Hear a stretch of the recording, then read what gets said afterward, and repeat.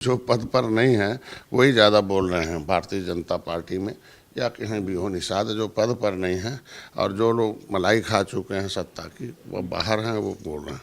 सरकार में 3 मंत्री हैं, किंतु आपने कभी उनके मुंह से कुछ नहीं सुना होगा।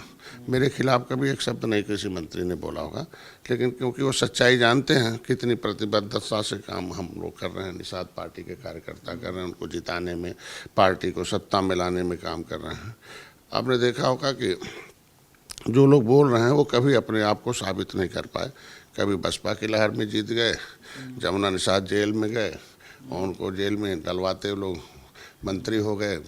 और एक आदमी माला पहनाने वाला, हम लोग धरना देते थे जमुना निषाद के लिए और सारे देश की प्रदेश की जनता जुटी रहती थी और ये लोग मंत्री लेके अपना घूमते थे समाज को गुमराह करने के लिए। और इन्हीं लोगों के साथ कभी सपा की लहर में जीत गए, कभी भाजपा ने उदारतापूर्वक उन लोगों को भेज दिया कि जब 2018 में हम गोरखपुर, आपने देखा होगा Sapa Basapa Nishad party peace party हम लोग एक हो गए।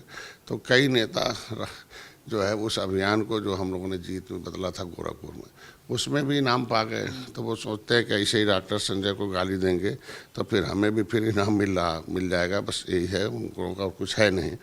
उससे उत्तर प्रदेश में इन लोगों ने क्या किया है, ये लोग जो छोटे नेता हैं या जो क्या कहते हैं इम्पोर्टेड नेता हैं, वो ये कह रहे हैं कि जाकर डॉक्टर संजय से जाके भाजपा की गोद में बैठ गए, मलाई खा रहे हैं सत्ता की, आरक्षण क्यों नहीं। अब उन्हीं का नेता आरक्षण के लिए कहेगा तो ये एक तरीके से इरिटेशन है समाज को। और समाज को गुमराह उससे क्या हुआ कि भाजपा के निषाद को गुमराह करा दिया और नतीजा 2022 में हम लोगों ने ऐतिहासिक जीत जीता, जो निषाद खड़ा था वो कुछ नुकसान हो गया। जैसे आप एक उदाहरण दे दूँ, उत्तर प्रदेश में नदी की नीलामी 1993 से हो रही है, लेकिन पहले जिला पंचायत नीलामी कराता था, जिसके बाद 2018 में हाईकोर्ट सरकार को निर्देश किया कि एक निर्देश जारी कर नीलामी की जाए।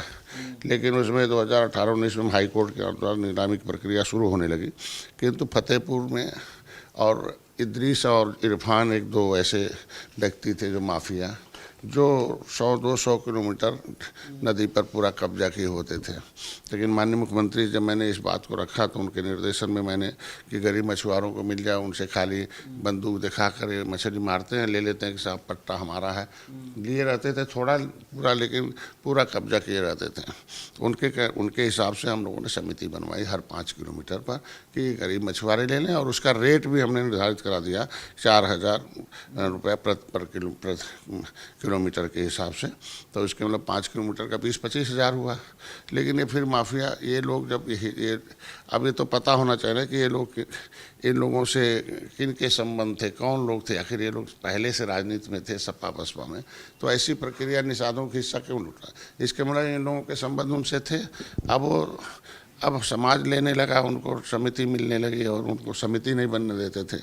ये जो इतने नेता हैं जो उल्टा पुल्टा जो पद पर नहीं है, वो उन लोगों की कोई समिति रहती थी, उसी से जिले भर के पोखरों को ले लेते थे।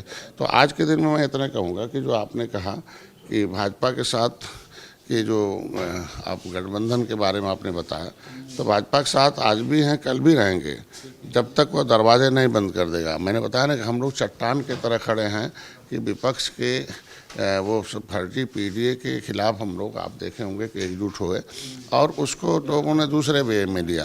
भाई समाज को एकजुट तो करेंगे ना।